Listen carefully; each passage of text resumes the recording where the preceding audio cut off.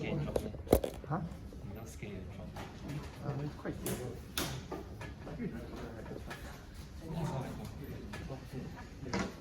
Okay, let's start.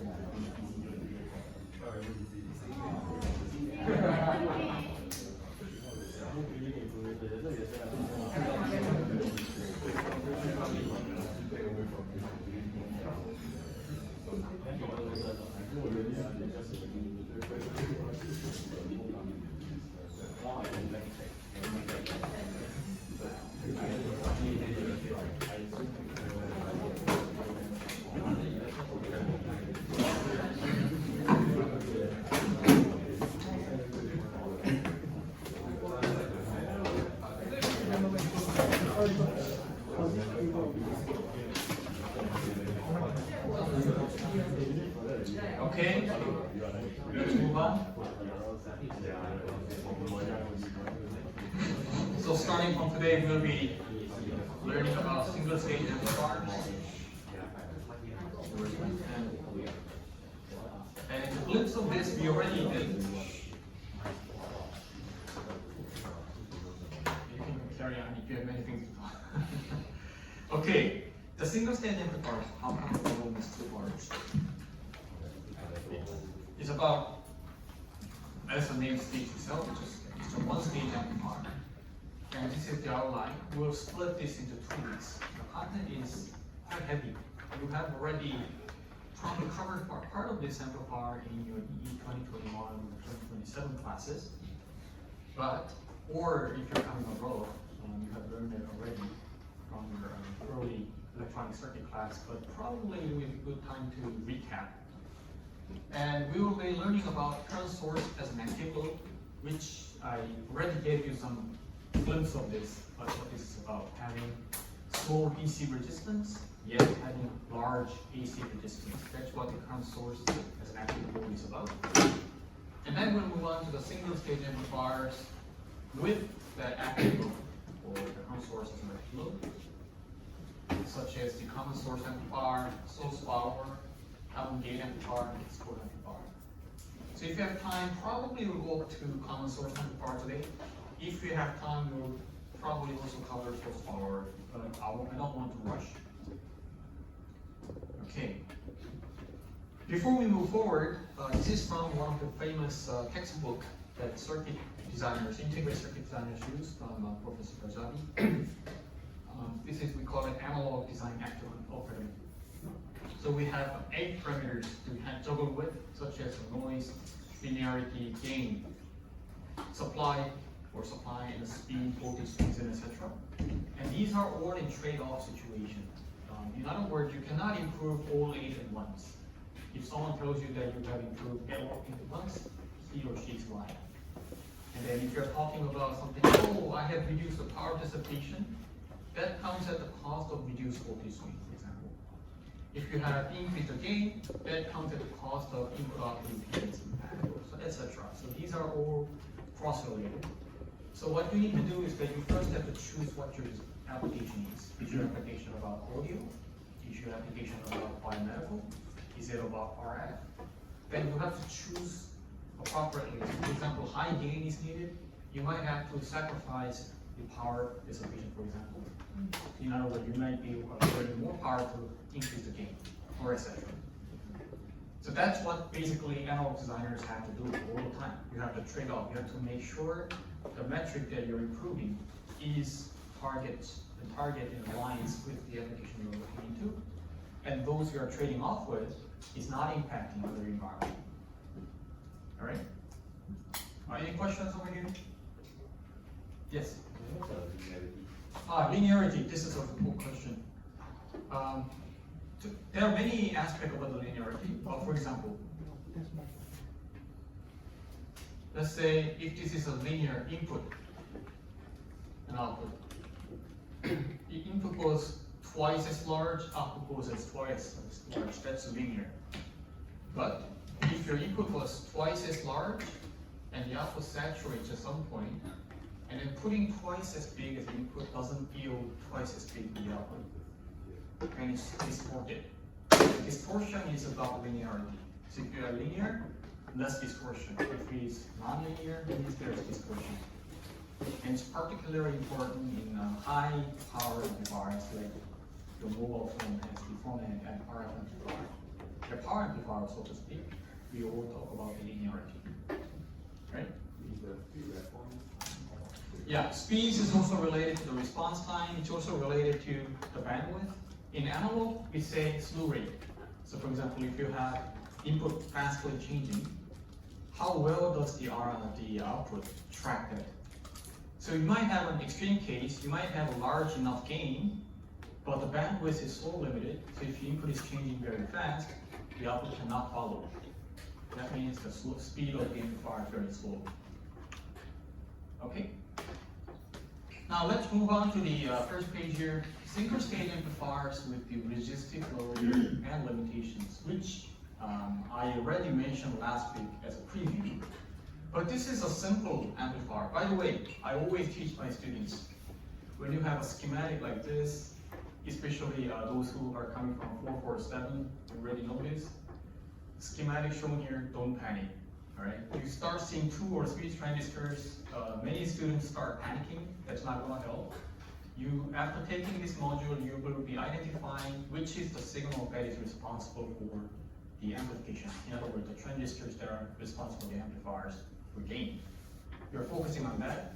All the others will be either for load or for biasing. Right? So let's start from the simplest possible. You have one transistor and then one drain resistor. That's what the RD stands for. And RD here is functioning as a bias resistor. At the same time, it's functioning as a gain element. So we'll look into it. And input goes here and output goes here. Goes out. And can anyone tell me, is this M1 in saturation or cut off or what? This is relevant to one of the questions that one of you asked last week. Can anyone tell me if you can determine if this M1 is in saturation or cut off or triode? Can you think?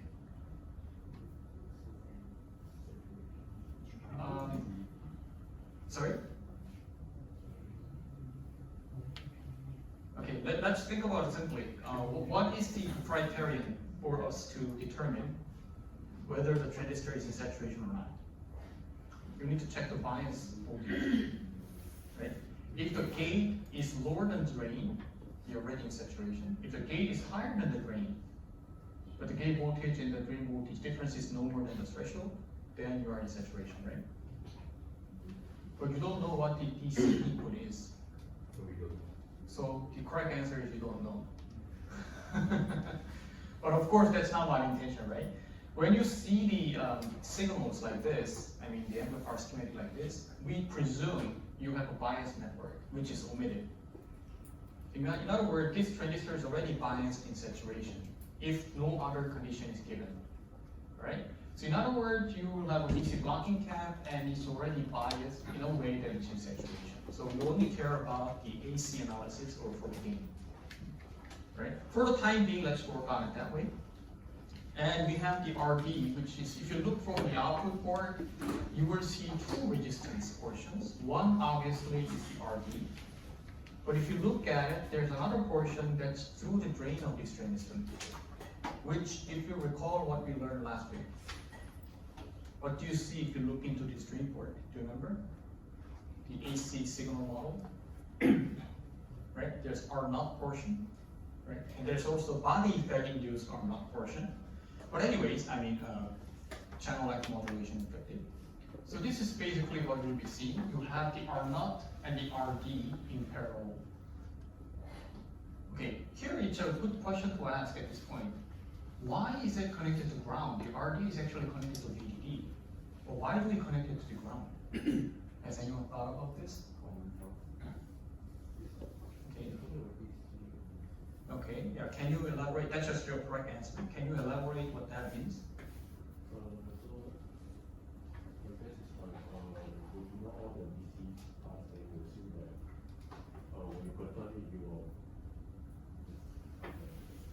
You're talking about gain, right? So the question I asked was, here it's clearly VDD, that's not zero, that's not ground. But here we always connect RD to the ground, the small signal. And your question may be, hey, how come RD here is connected to ground, whereas this one is connected to VDD? The answer is, when you talk about the AC analysis or gain, we're talking about small signal. And small signal means you're a time-varying signal, right?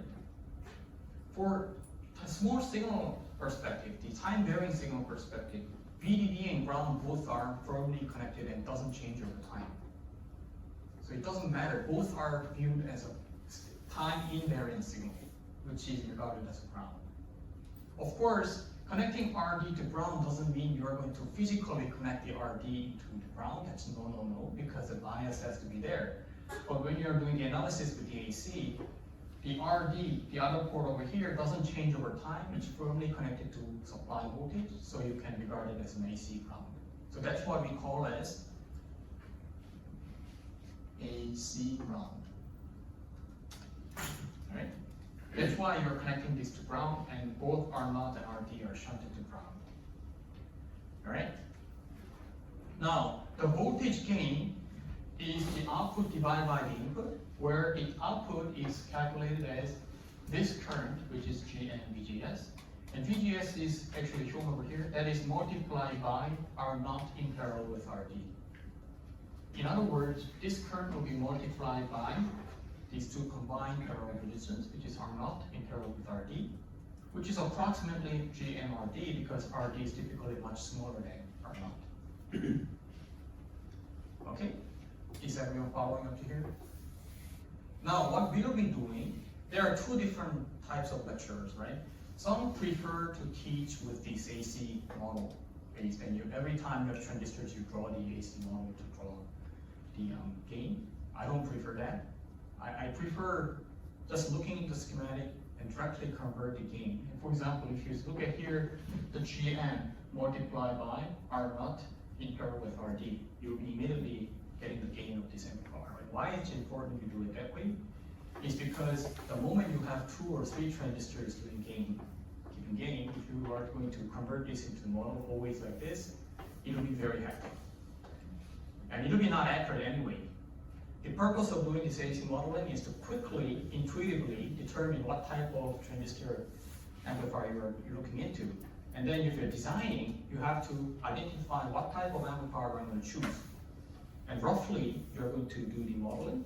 And then the accurate gain and everything and tuning will be done by CAD tools. However accurate you do it by hand, it's not going to be matching the simulation anyway. But it's still very important you do the hand analysis, because you need to know where to start off the simulation with and the direction of the tuning, right? So learning this is very, very important.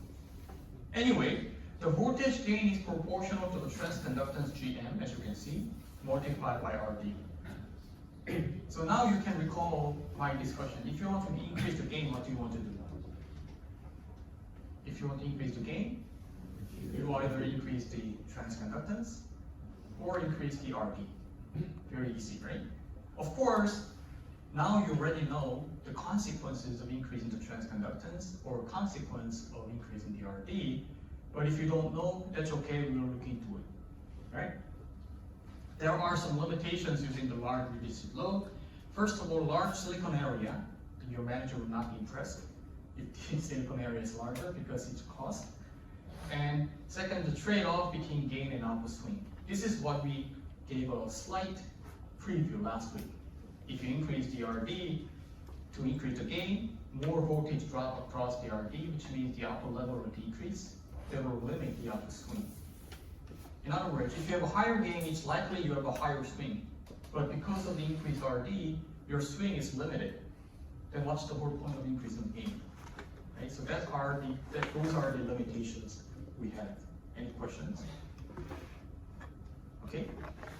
Now, what do I mean by the trade-off and the output swing? This is more in detail. The DC output voltage in the previous schematic is, of course, I'm talking about DC here. So VDD minus ID multiplied by RD would be the voltage level here, V out, DC, right? And then when you go here, the V output DC level is VDD minus ID multiplied by RD. And we define the output swing as twice as minimum of voltage plus and minus. What does that mean? It's always the case, if you draw the figure and memorize it as a concept, it's easy. But when you start writing as an equation, it looks very complex. It's nothing but this. This is VDD. And let's say VDD as an example. VDD was 2 volt. And you design the circuit in a way that when there's no input coming in and only bias is applied, then the output level is stable at 1 volt. Over time, it's 1 volt. Okay? Then theoretically, how far can you go if the input comes in like this? How far can you go up and down in terms of the voltage level? Okay, disregard the distortion. There will be always distortion, so you can never get used and get close to the theoretical limit. But if you, yes? Plus minus 1. Yes, plus, that's right, thank you. 1 volt and minus 1 volt. Of course, in reality, you need to maintain the overdrive voltage to make sure it's in saturation. So you have to minus the overdrive voltage for both transistors if there's an active load here. However, if you just ignore that overdrive voltage, theoretically you can go to 1 volt and minus plus 1 volt. Right, that's what I mean by this. Swing to the plus side or swing to the minus side. If the DC level was exactly half of VDD, 1 volt here, then plus and minus swing would be the same. But what if? What if the DC level was something over here? And the theoretical plus would be like this, let's say 1.5, minus would be only 0.5 volt. So this one, before it passes the ground, is only 500 millivolt, here it's 1.5 volt. If that's the case, what's the real limit? It'll be 0.5, because if you swing to the plus side with 1.5 and let it go like that, then you are forced to go below the ground in the other swing, which is not making any sense.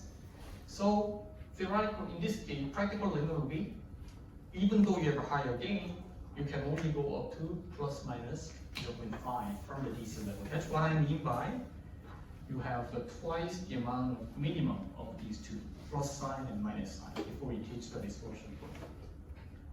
Okay, is that clear? Okay, now if RD is large, V out is pushed lower. Why? Because you know the RD higher here means more voltage drop across RD. So if you increase RD, DC level decreases and you have this problem. I still see the voice is too large. Okay, is that better? Okay. So push lower, reduce the output swing. This means if you don't hit the supply and ground problem, of course the swing will be larger if you have a larger RD, but practically because of this limitation, your swing will be reduced. Right? And when does that happen? Whenever you deviate from half of VDD as a bias point, then this problem happens. All right?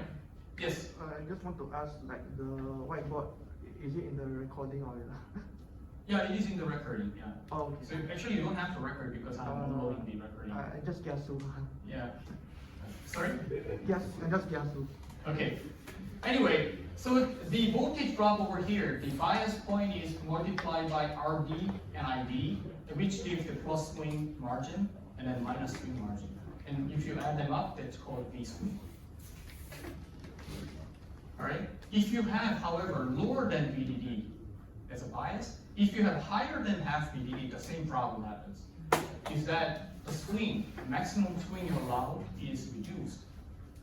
And as I said, if you have a higher gain, it's likely you will have a higher swing. But because of this limitation, you cannot utilize the high gain. Then what's the point of having high gain if you can utilize it? Right? So that's a problem. So what we need to do now is to bring this bias point to half the VDD as much as possible, as close to half VDD as possible. Okay? Let's see how we can do that. So this is an example. Who has tried this simulation as a preview? You don't have to, but it's very handy if you do. Okay, it's okay. But today, after you go home, please try to attempt this simulation that I have shown over here. Now, what it says is design a single stage CS amplifier in 0.18 CMOS, which you already have access to, for the following specification. The voltage gain is 20. Output swing should be 1.2 volt, and the bias point is half of VDD.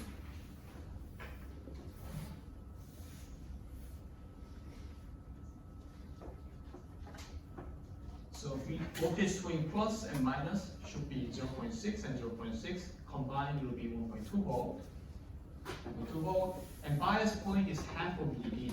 And VDD is given as 1.8. Threshold voltage of NMOS is 0.32 for hand calculation purposes. And K prime N, remember that in the ID, drain current equation, we have K prime N. I'll be giving that as 4.9 multiplied by 10 to the power of -5 amp per meter voltage squared. Lambda is 0.4, RD is 430K, and capacitor over here will be 100 microfarad. Okay, when I say 100 microfarad, those who took 447, you have advantage here. You already know this is large DC cap, which blocks DC but passes all the AC signals. Right? So it means that for the AC analysis, you can ignore it. For DC, you can regard it as open. You don't have to worry about anything beyond DC1. The same goes with the output, but here I don't attach any load, so you can just leave it open. Anyways, with this, how you're going to approach it is as follows. We want a gain of 20, which means GM multiplied by RD, already given as 430K, should be 20. So you already know the RD, you already know the target gain, so you know the target transconductance, right? Because the gain is transconductance multiplied by ID, which is right here. So for that target transconductance, you use this equation as well. Another metric you already know, important design knob that you have is the W/L. So what W/L are you going to use it? That impacts the lambda as well as the transconductance. So here, how do I determine the ID? Can anyone guess? By the way, I already gave you the K prime, right? And VDS and VDS squared, that's for the, that's in the triangle region. We're going to use the saturation equation over here, so you're probably going to use this. VGS minus VTHN is the overdrive voltage, and K prime is already given, and we want to figure out what ID is. How do I know the target ID? That's right, thank you for answer. We have 1.8, and target V out DC was 0.9 because it's half VDD. So if you want to have voltage drop of 0.9 volt with 430K kilo ohm, then you know the target current. That target current is lower than VDD. Because if you didn't understand this, you shouldn't go forward. I understand this part by itself, but I kind of relate it to the other stuff. Yes, so then let's do the following. For this curve, I think this load, we call it load curve, the drain current equation. You know that if you, in the low channel device, if you double, let's say, if the VG was 2 volt, if the VG was 1 volt, it goes like this. You know that, right? In the long channel device, if you double the gate voltage, the drain current is squared.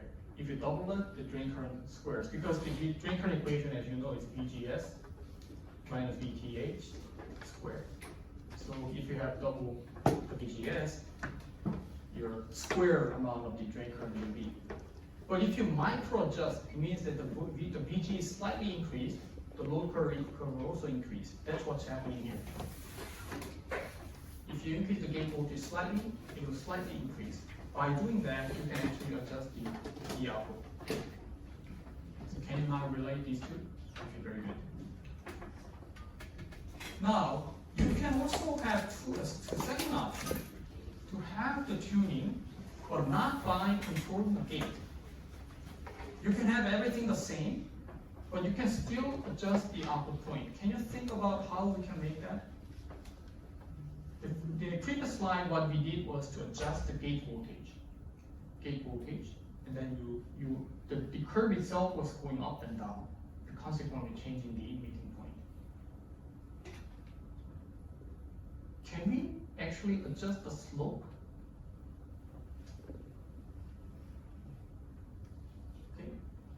The answer is yes, you can adjust, but let's think about it before I give you the answer. Lambda is relevant to what? The slope. Yes, I hear the correct answer. This is 1 over lambda. So if you have a higher slope or more gradual slope, the gradual slope and higher slope is determined by lambda. And lambda is affected by length. Remember that, right? The shorter the length, the more affected the lambda will be. So it means that even with everything, the bias and everything the same, by having shorter length or longer length, you can actually adjust this. Longer length means the slope will be more gradual. Shorter length means the slope will be more steeper. In other words, we have designed W over L to be 50. You have an option of choosing 0.18 by 50 multiplied by 0.18. Or you can give 1 micron by 15 micron. This one have a larger length. W over L is the same. Theoretically, you should have the same result, but in reality it's not, because shorter channel means you have steeper slope, right? That's what we are going to deal with. So by doing that, you can actually control it, like here. Slope steeper, and then long channel and short channel. You can adjust this as well. And this is up to you. What choice? We call it design choice. I remember in the first lecture, I told you design is a constant process of making choices. So it's actually one choice that you can make. Should I choose the longer channel at the cost of larger area, right? And also at the cost of shorter bandwidth, smaller bandwidth, but it's more stable and has steeper, output resistance will be larger. Or how do I tune this lambda? That's what I mentioned. So you have two options already. How to control the V out is first by controlling the gate voltage of PMOS RMOS, or by controlling the feature size, the minimum length. By controlling the length, you can actually control the tilt of this load curve. All right. Any questions up to this point? Okay. Are you sure you have no questions? Okay. How do I change the lambda? The question I had, but you already answered it correctly by choosing the length properly. Longer length, more slow gradual curve. Shorter length, more steeper curve, right? Now, example 3.2, I actually beg you, I'm not going to force you, but I will beg you to actually simulate 3.1 and 3.2. Now let's read the 3.2, sit back and read it. Design a single stage CX, common source amplifier, in plain wave CMOS for the following spec. Now the voltage gain in the first case was 20, now it's 40. Right? In the first design, with the passive load, it's almost impossible to achieve 40 gain because of the voltage swing limitation. The output swing is now 0.8 volt, and the V out should be half of VDD. Current through the R1 and R2 should be no more than 10% of the drain current. What do I mean? If you look carefully, R1 and R2 doesn't do anything with respect to the gain. It just biases M1 to be in saturation. So that current that flows through R1 and R2 you want to minimize. That's what I mean by the current through R1 and R2 should be no more than 10% of the ID. In the BJT, bipolar junction transistors, this bias network does affect the gain by reflecting into the, you divide that resistance by around beta. But in CMOS, there's no current flowing in, and hence it's not affecting the gain. Okay, if I really go deep dive into it, it also affects, but in the context of 3,4-AC, you can safely ignore the resistance over here in terms of the gain. Now, given the VDD is 1.8 volt and the drain current is 0.5 milliamp, I already gave you a tip here. It's 0.5 milliamp. That means the bias current flowing through here should be no more than 0.05 milliamp. And threshold voltage of the PMOS is minus 450 millivolt. Threshold voltage of NMOS is 320 millivolt. K prime N and right hand side is already given. Lambda P, lambda N is already given as well. Okay, how do I start this? How do I start this? Of course, the message is very clear, don't panic. Easier being said than done, right? So how do I start? You sit back and look at what you already know. You already know that the ID value is given. So that gives some tip. You have a drain current equation, means that the ID equals to K prime N with the VGS minus VT squared. And see, since you already have the ID value, you already have the Kn value, I deliberately gave you, indirectly I gave you the overdrive voltage that you have to use. Yeah, because you have on the other hand, you have the ID, which is equals to K prime N multiplied by VGS minus VT squared. And we already have the threshold voltage. So I didn't mention explicitly, but I gave you what the VG is. Right? You get it? Because there's a drain current given as less than 0.5. If you have a 0.5 as a choice, it's less than 0.5. So you can actually may as well choose 0.4. It's up to you. For either the case, you have the known ID, you have a known threshold voltage and known Kn. That means you already have a known VGS. So from that, you can achieve the VGS value, and if you have the VGS, you have the ratio dividing 1.8 volt, so you already have the value of R1 and R2. Right? Then what's left over? Left over is the W over L of the M1 and M2, which, again, the VG value is not strictly given because you have to make a choice of W over N first. That's up to you, what value to choose. You're juggling with that. Anyways, by doing, that's why I intentionally gave you this example. You will need to run it, and please try to do the back of the envelope calculation to derive the W over L target. Now, my choice was 100 micron by the calculation, 100 micron by 200 micron, 50 micron by 500 over here. The VDC was 1.235, and R1 and R2 was 568 and 160. Again, I do not recommend you blindly copy this, but rather sit back and try to design yourself. You may come up with totally different value. That's fine, as far as the transistor is saturation and the gain is near the specification. If you can successfully do this problem 3.2, your sub-project number 1 is almost done. Right? So please try to do it. The difference is that you might need to deal with the VB for a project. But anyways, this is what we designed, and I run the simulation, and I found that, okay, it doesn't meet my specification of the swing of 0.8 volts. The output is also deviating from the half of VDD. And we learned if it deviates from the half VDD, you either tune the lambda or you control the VG completely, right? And by doing so, now I achieved the swing of 1.5 volt. The spec was up to 0.8, but I have successfully achieved almost twice that amount, which is 1.6, 1.5. An input of 2 millivolt yields 81 millivolts, so it's over 40. So gain is also met. It sounds okay. You sit back there, and then you listen to what I'm saying. It sounds like, oh yeah, that's easy. But I can tell you, if you start simulating, it will be very difficult. So right now it's manageable.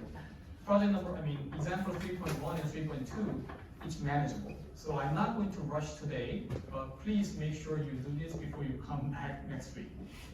All right? Any questions up to here? Okay. Okay, so probably I'll cover up to the simple current mirror as a current source and stop. So here, this is answering my previous question. How do I get rid of this VB? Because I don't want to use a separate DC supply. A new designer, analog designers, you have one transistor amplifier and you have like 4 different DCs coming in, and you do the measurement. That's fine, but down the line, if you have a complete system, you better get rid of these DC points and you have to generate inside. And how do I do that? As a starting point, instead of using the VB, what you can do is to utilize this curve mirror. Okay, let's carefully look at it without any equations. This M1, can you see which operation region this M1 is in? Is that the same as what I saw before in the common source amplifier? Is that omitting any DC biasing? Okay, yeah, I think you answered correct. Can you explain? Maybe try to teach us. Okay, then can you tell us which region is this M1 in? That is actually correct. And can you educate us? The VG is the same as the VB. Right? Yeah, and for saturation it needs to be either lower or maximum VDH above. And this is definitely equal and lower. That is correct. So thank you so much. You have successfully educated us. This is what we call as diode connection. Diode connection means it functions as if this is a diode. Right? And this means as far as this side is above the threshold, it will be conducting. And when it's conducting, it's always in saturation. Because just like you said, the gate and the drain voltage is tied together. And for the saturation, I repeat this 1,000,000 times already, right?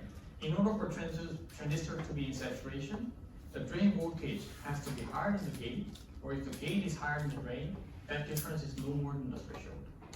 And by tying them together, you can guarantee the gate is no higher than drain. So it's automatically in saturation. And if that is in saturation, what about this one? VGS minus VTH. VGS minus VTH is the same as M1 and M2. So most likely M2 is also in saturation, depending on what the bias voltage over here will be. But anyway, with that, we'll come back to some analysis here. If you look into the output of this M2, that's R naught, all right? And M2, just give you the background. The M1 is in saturation, M2 is copying that VGS minus VTH, so M2 is also in saturation. Anyway, so in that case, R naught will be already known, and same goes with the PMOS current mirror. So we call it current mirror because the reference current flowing through M1 branch is copied to M2, if these two are the same feature in WL. If WL M2 is twice as that of M1, then twice the current will be flowing, and we'll do the analysis why that's the case. Right? So these are the current source that you're going to be using as a current mirror, and then you're going to attach the load to this side. So you can copy this PMOS current mirror into here, which will be functioning as a common source amplifier with the current mirror as an active load. Alright, so let's look at one by one. M1 is always in saturation, so that's the VGS minus VTH, the same as M1 and M2, so M2 must be in saturation as well. So is the PMOS over here. In this case, let's do a little analysis. Let's first look at it. What's D1? Okay. D1, let's say if this is VGS, then this voltage is VGS. If this is VGS, VDD minus VGS over R is the current. That's over here. On the other hand, let's look at the drain current equation of M1. Since M1 is already in saturation, like she said, right? So we have the saturation, the current equation, drain current equation over here. WL multiplied by VGS minus VTH squared plus 1 plus lambda VGS. This is the channel length modulation factor. You have this. Now for M2 you have a similar equation, so you can just divide this by M2's current equation, which means I ref, which is dividing I out, will be the same ratio of M1 and M2, which means I out is WL divided by W over L1 multiplied by the RF. Of course, here our assumption is that lambda VL, lambda VE is similar, which is the case if you have the same state device. So this means if you have, let's say, W over L of 100 and W over L of 100, whatever the current you have here will be copied to this side. That's why we are mirroring the current.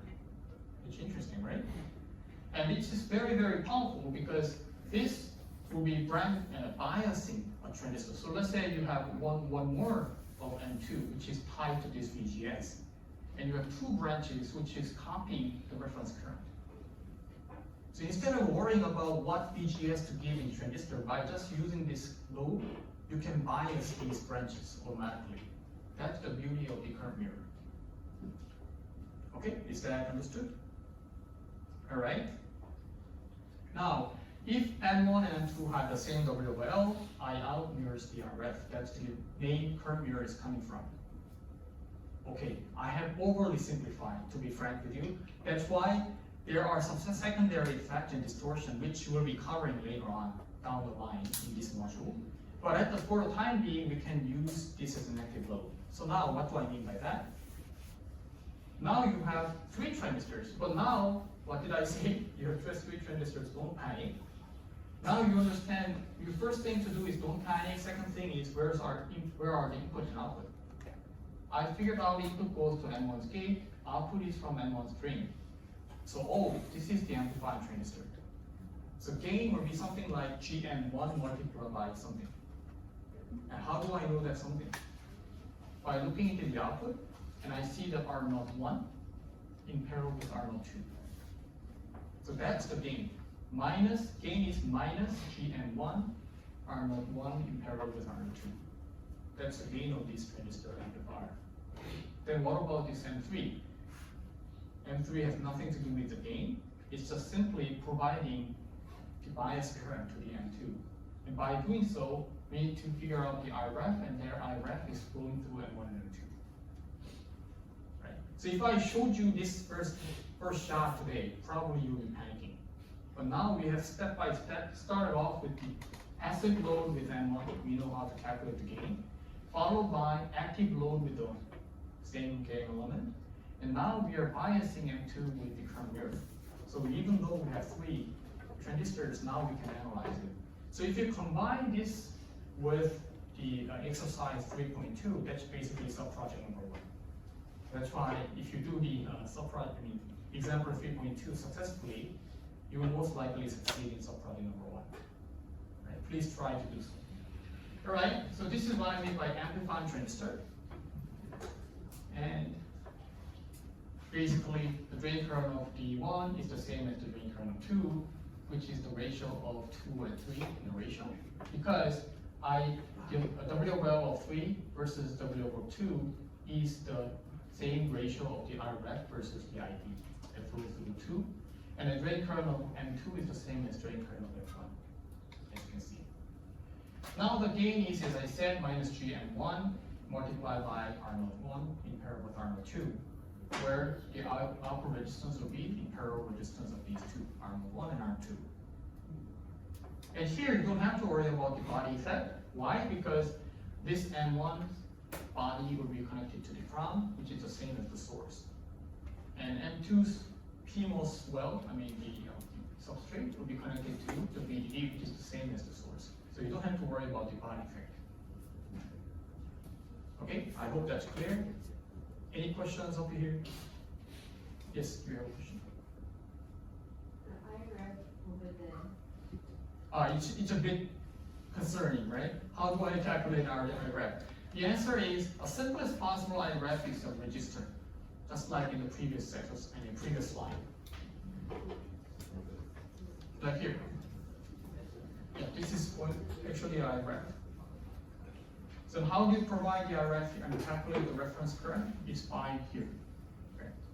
And most of the time, that's the only point most of the time you use the register in analog design. Yeah. Okay.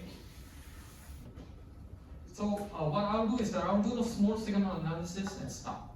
Small signal analysis of this and stop here today. because I have already told too much information to you already. Right? Yeah, I know that. Yeah, that's why I stopped after doing this. So here, the small signal analysis is nothing but since the B. Okay, I'll just go ahead one by one. But since the VG2 over here is a DC value, it can be considered as an AC ground. What do I mean? IREF. Imagine this is a resistor, and this voltage will be a fixed value, VGS. Anything is a fixed value, so is the VGS here connected. This voltage over here doesn't change over time because of the constant current going through the DC resistor. And same story as in the small signal, if it is time invariant, you can regard it as an AC ground. In other words, if you do the small signal model, you can just treat this as a ground. So we'll draw this. You don't have to draw this in the future, but for the analysis wise, once we need to do, right? So we are going to convert this M2 into the small signal whereby GM2 VSG2, and remember this VSG2 is a small signal, meaning AC, and this is R02. But what did I say about the VSG here? That's a DC value, time invariant. So if you think about the VSG over time, it's 0. What do I mean? You don't have to worry about these formulas. Because the GM multiplied by time varying signal VSG2 is what this current is about in the small signal. But since this value is a fixed DC, there's 0 over here. You multiply by transconductance, this becomes 0. Only thing you have to worry about is the R02. You see that? Okay? So in other words, you can put that R02, which goes to the AC ground, to this ground. So we have two parallel R01 and R2, which is multiplied by the GM1 VGS1. Can you see that? Okay, so in that case, the gain of this is the same. You have this GM1 multiplied by R01 and R2 in parallel. This is what you gain. Alright? But keep in mind, this small signal model was approximating the VGS curve right here into a linear. We did it intentionally to have a quick calculation of hand, right? So this implies actually, however accurate you're going to calculate, it'll be already off of the real transistor characteristic. Again, I'm not saying this is not important, the hand calculation, it's the opposite. Very, very important you do the hand calculation first, but keep in mind it'll be off, right? So this is another reason in the hand calculation, don't be obsessed, I mentioned this multiple times, don't be obsessed about numbers. Don't be obsessed about, oh, the answer says 16.8 minus 16.4. In my perspective, that's the same. Even 15 is the same, if you have correct flow of understanding. All right, so I will stop here for today. Example 3.3, if you have time, please do so, right? But I think most of you will have enough time spent doing up to 3.2, so I'll stop here. I'll resume in 3.3 in the following week. All right, thank you. Sorry? You mean Carpenter? Yeah, so just to give a short background, what I can say is, so in cases that you're going to have multiple stage amplifiers, you can generate the bias current. You don't have to worry about individual transistor to be biased. By using the current mirror, you can already copy those current biasing of the mirror.